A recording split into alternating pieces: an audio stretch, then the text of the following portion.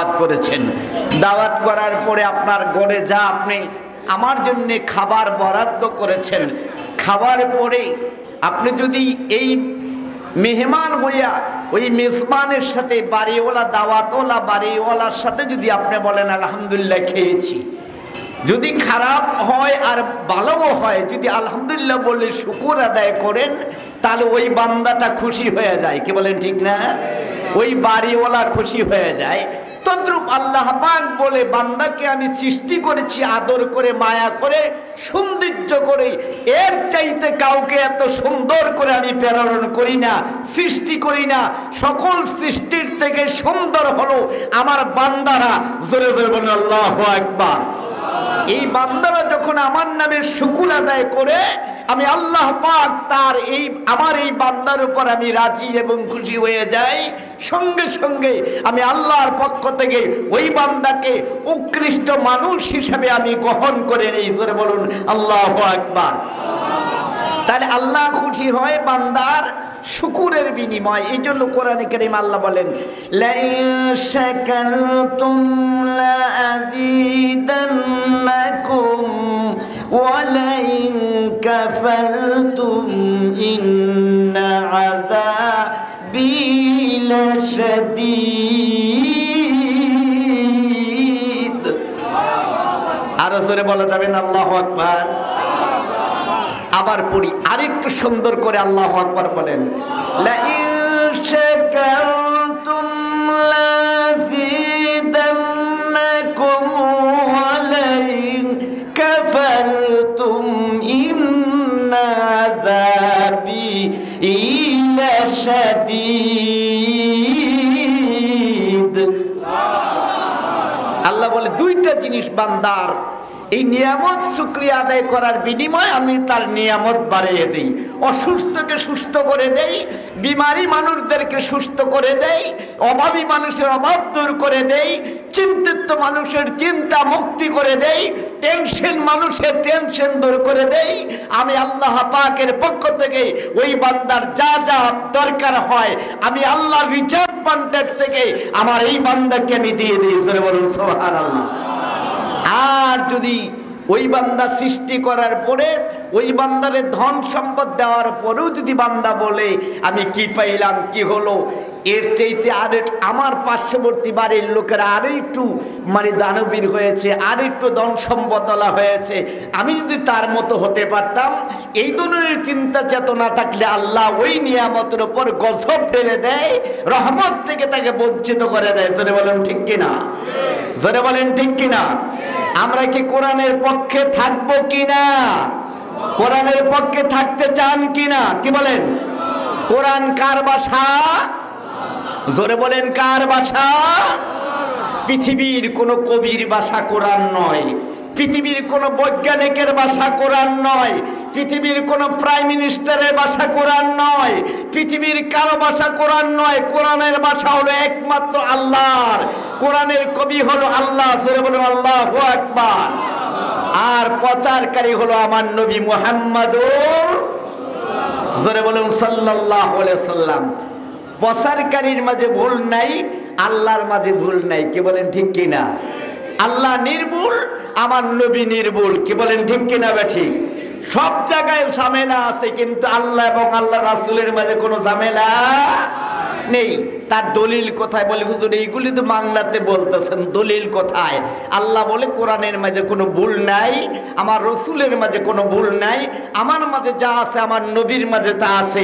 আমি যা বলি আমার নবী তা বলে, আমি যা হুকুম করি আমার নবী তা পালন করে। আমরা যদি ওই নবীর পক্ষে হয়ে যাই, আল্লাহ অবশ্যই আমাদের পক্ষে থাকবে। কি বলেন ঠিক কিনা বেঠে? আমরা আল্লাহকে, আল্লাহ আমাদের পক্ষে থাকুক, নবীজি আমাদের পক্ষে থাকুক, আমরা চাই কি চাই না? কারা কারা চাই? দু হাত উঁচা করে একটা তাকবীর দেই। নারে তাকবীর। আওয়াজ হলো না? নারে তাকবীর, নারে রিসালাত। হাত নামান। এই দরবার শরীফটা এমন একটা দরবার এমন একটা দরবার থেকে আমরা কিছু শেখার জন্য এসেছি, নেওয়ার জন্য এসেছি। তবে আমি আপনাদের সামনে শুকরিয়া আদায় করার কথা বলেছিলাম।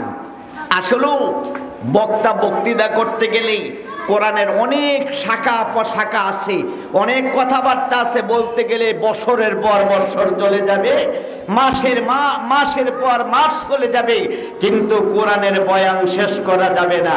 কি বলেন ঠিক কিনা বা ঠিক? আল্লাহর প্রশংসা শেষ করা যাবে না। আমার ভাইরা, বলছিলাম ওই কথাগুলির দলিল কোথায় যে কোরআন নির্ভুল? আল্লাহ কোরআনে সূরাতুল ফাতিহার প্রথম নম্বর, কোরআন শরীফটা খুইলেই বিসমিল্লাহ পড়তে হয়। কি বলেন ঠিক না? হাদিস শরীফটা খুইলেই বিসমিল্লাহ পড়তে হয়। বিসমিল্লাহর পরে যেটা আছে, আমরা সূরাতুল বাকারার প্রথম, আলহামদুলিল্লাহ সূরা কিন্তু সূরা বাকারা না। কি বলেন ঠিক না? আলহামদুলিল্লাহ সূরা বাকারা, আলিফ লাম মিম থেকে সূরা বাকারা স্টার্ট শুরু হয়ে যায়। কি বলেন ঠিক কি না? ওখানে আল্লাহ রাব্বুল আলামিন বলেন, যালিকাল কিতাবু লা রাইবা ফীহি হুদাল লিল মুত্তাকিন।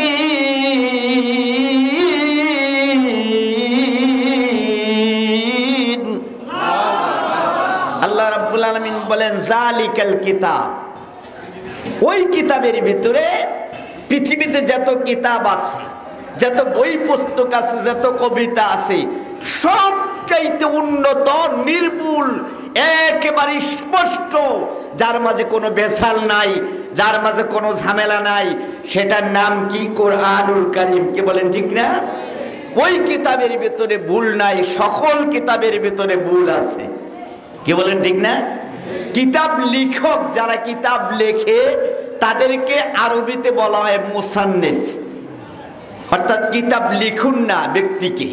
কিন্তু আল্লাহর কোরআন শরীফ যেটা আল্লাহর থেকে বর্ণনা করা হয়েছে, আল্লাহর ভাষা যেটা প্রচার প্রসার করেছেন, ওইটার লেখকের নাম, ওইটার মালিকের নাম, ওইটার রাইটারের নাম, ওইটার মুসান্নিফের নাম হলো আল্লাহ। জোরে বলুন আল্লাহু আকবার।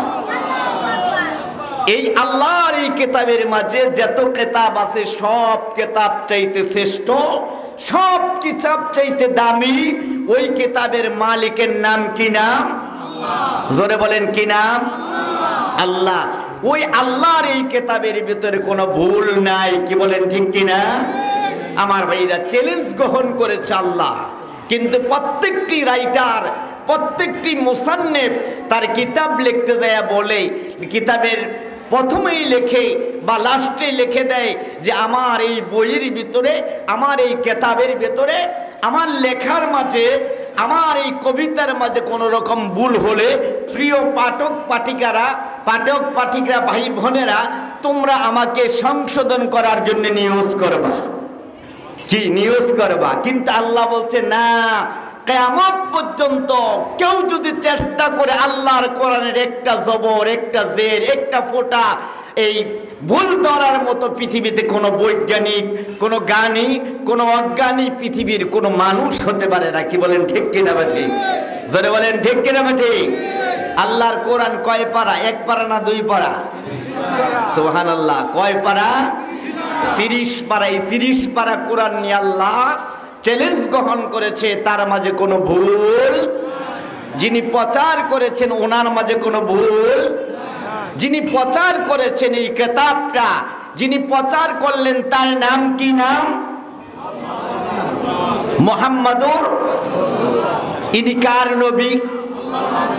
আমাদের নবী। কার নবী? জোরে বলেন কার নবী? আমরা এত গৌরবান, এত আনন্দিত, এত মানে মর্যাদাশীল যে নবীকে পাওয়ার কারণে। জোরে বলুন সুবহানাল্লাহ। আমার ভাইরা, আমার বন্ধুরা, এই অন্য নবী আদম আলাইহিস সালাম থেকে শুরু করে আমাদের নবী পর্যন্ত, ঈসা নবী পর্যন্ত 1 লক্ষ, মতান্তরে 2,24,000 পয়গম্বর পৃথিবীতে এসেছে। জোরে বলুন সুবহানাল্লাহ।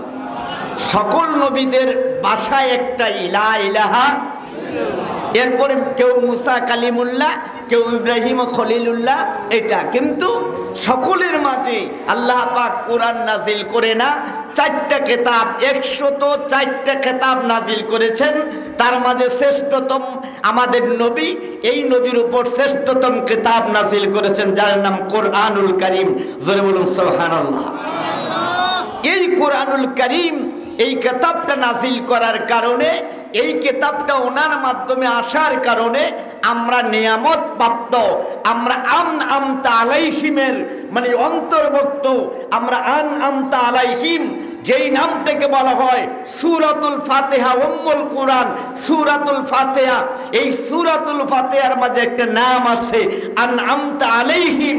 ওই নামটা হলো নিয়ামত প্রাপ্ত ব্যক্তিরা এই কোরআন পাওয়ার কারণে, এই রাসূল পাওয়ার কারণে তারা সুসম্মানিত এবং নিয়ামত প্রাপ্ত বলা হয়েছে। জোরে বলুন সুবহানাল্লাহ, আর জোরে বলুন আল্লাহু আকবার। এটা মানলে নিয়ামত, না মানলে কিয়ামত। নামলে মানলে কিয়ামত, না মানলে নিয়ামত, আর না মানলে কিয়ামত।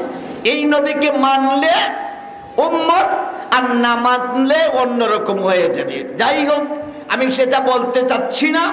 আমি বলতে চাচ্ছি ওই নবীর, আমাদের নবী ছাড়া যত নবী আসছেন সকল নবীদের বয়স, সকল নবীদের উম্মতের বয়স অনেক বৃদ্ধি ছিল, অনেক বাড়া ছিল, কিন্তু আমাদের নবীর উম্মতদের হায়াত খুবই কম, খুবই কম। এই কম হায়াতের কারণে আমাদের নবী আল্লাহর কাছে দরখাস্ত করেছেন, ওগো পরওয়ারদিগার, ওগো রব্বুল আলামিন, ওগো আহকামুল হাকিমিন, ওগো আল্লাহ, আমার উম্মতেরা অন্যান্য উম্মতদের মতো বুজুর্গ হতে পারবে না, নাকি নেককার হতে পারবে না, কারণ তাদের সময় স্বল্পতা, বয়স স্বল্পতার কারণে আল্লাহ রব্বুল আলামিন ঘোষণা করে দিলেন যে হে আমার রসুল, আপনার উম্মতদেরকে আমি এমন মর্যাদাশীল বানিয়ে দেব, অল্প সময়ের ভিতরে আপনার উম্মতদেরকে আমি কতগুলা রাত আপনার উম্মতদেরকে আমি দিয়ে দেব। প্রথমে লাইলাতুল মিরাজ যেই রাত্রটা, এই রাত্রটা আমি দান করলাম।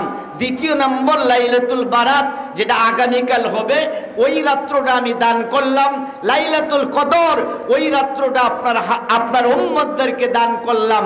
এই প্রতিটি রাতের ইবাদতের বিনিময়ে যদি আপনার উম্মতেরা যদি ইবাদত করে ইখলাসের সহিত, মুহাব্বতের সহিত, আন্তরিকতার সহিত, তাহলে আমি প্রতিটা এই উম্মতদের আমলনামায় 1000 নফল ইবাদতের সওয়াব তার আমলনামায় দিয়ে দেব। জোরে বলুন সুবহানাল্লাহ। কয় হাজার?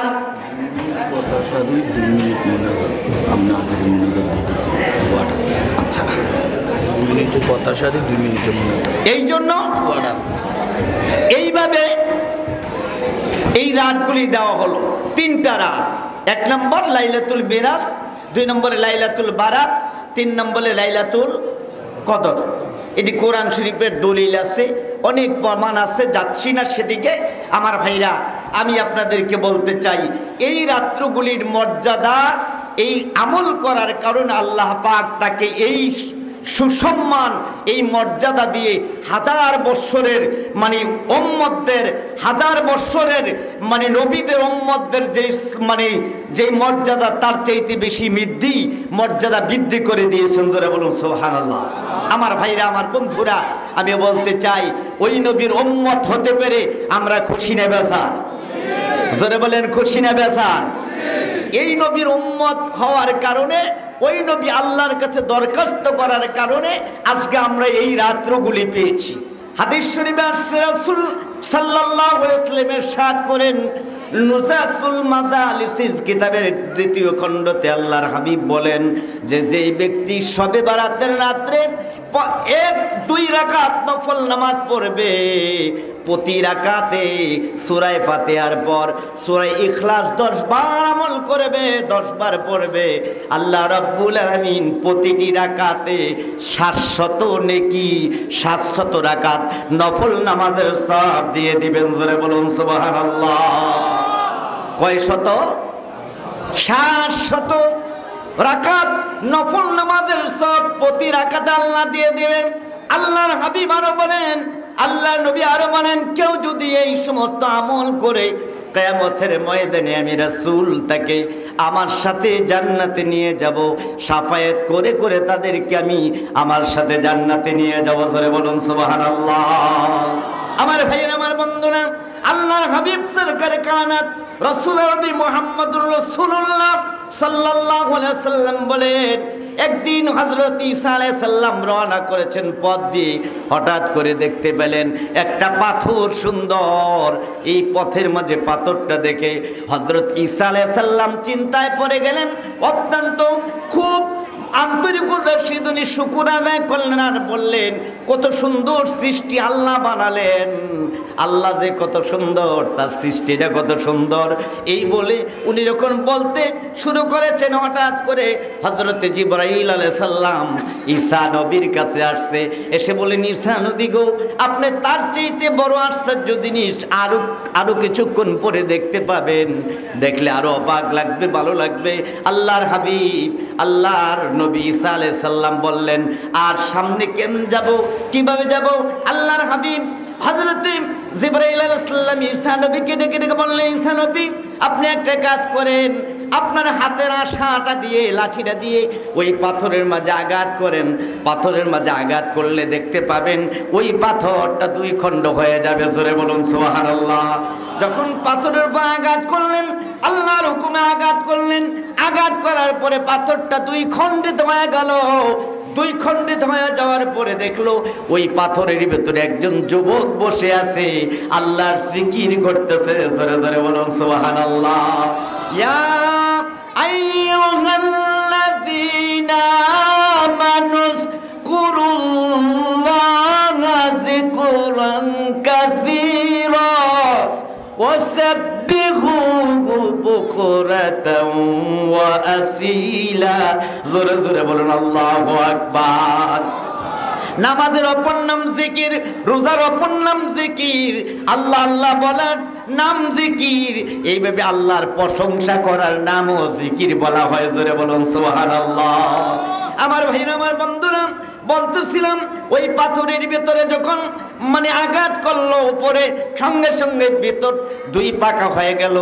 ফাঁকার মাঝে দেখলো ওই পাথরের ভিতরে একটা যুবক এত সুন্দর দাঁড়িয়ে রয়েছে, নামাজ পড়তেছে, জিকির করতেছে। ওই যুবকের পরে ওই যুবককে আল্লাহর নবী ঈসা আলাইহিস সালাম জিজ্ঞাসা করে, যুবক রে, ও যুবক, জানতে চাই এই জায়গার ভিতরে তুমি থেকে থেকে কিমনে করে তুমি জিকির করো, কি করতেছো? উনি বলল, আল্লাহর প্রশংসা করতেছি, আল্লাহর জিকির করতেছি। উনি বলল, তাহলে এই জিকির যে তুমি করতেছো, কত বছর এখানে তুমি জিকির করো, তুমি কোথায় খাও, কোথায় কি করো? উনি একটু তাকায় দেখে ওনার সামনে একটা আঙ্গুর ফল গাছ আল্লাহ পাক লাগাইয়া দিয়েছে। জোরে জোরে বলুন সুবহানাল্লাহ।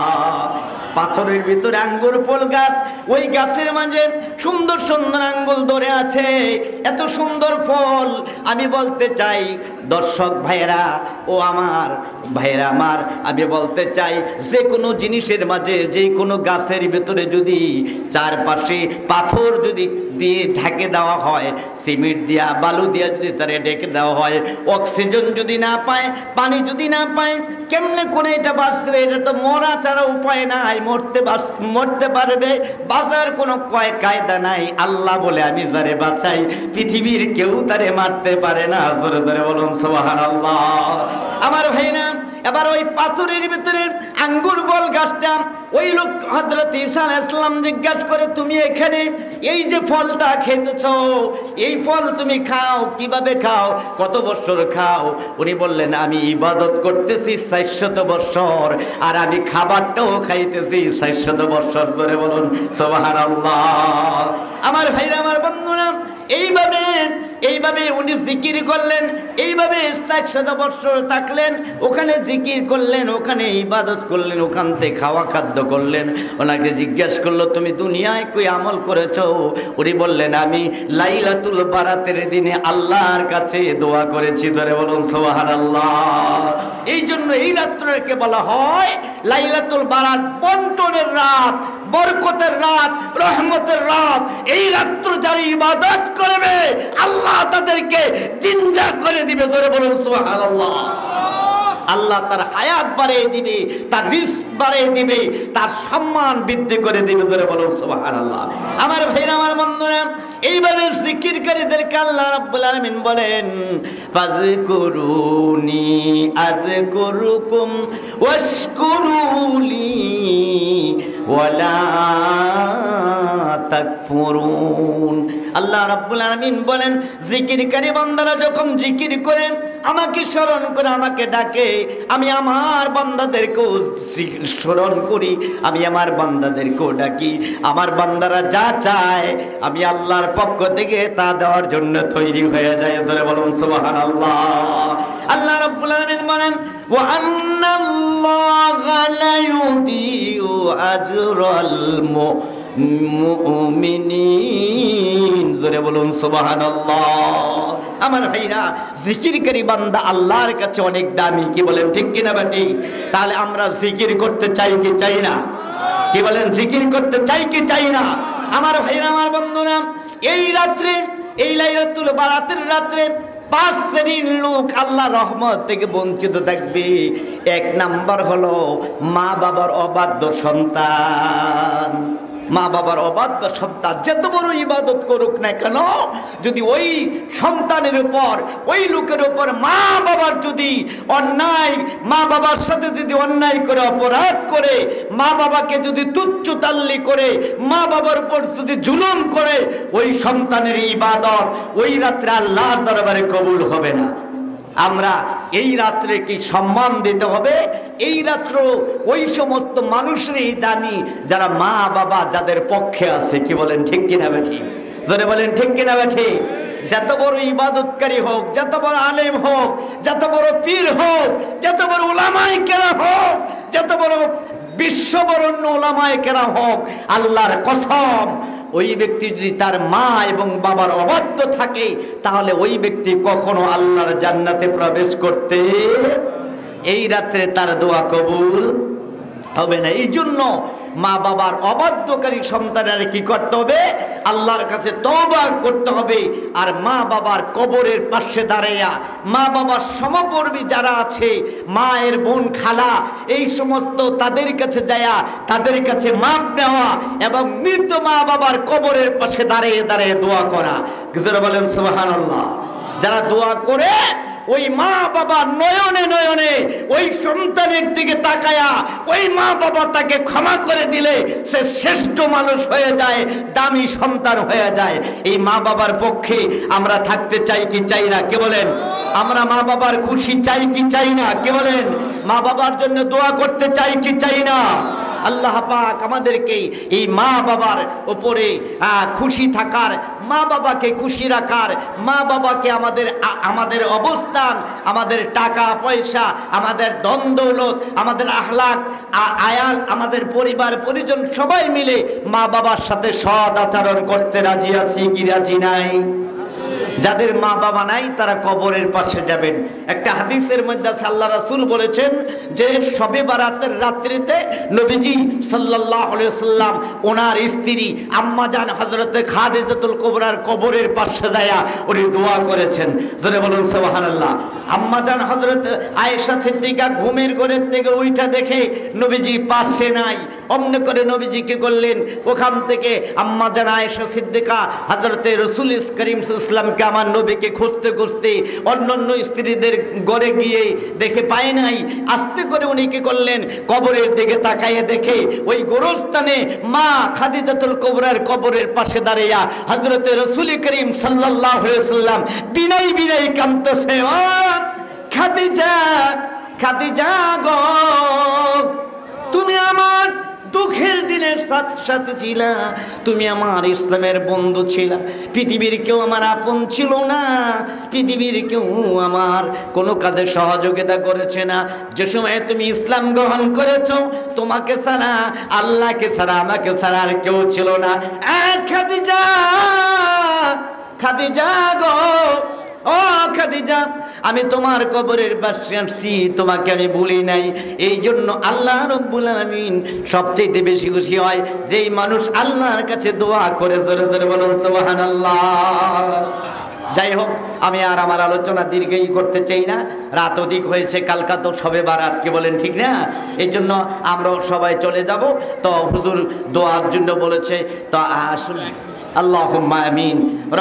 রব্বিরহামহুমা কামা রাব্বায়ানি সগীরা, রব্বিরহামহুমা কামা রব্বায়ানি সাগীরা।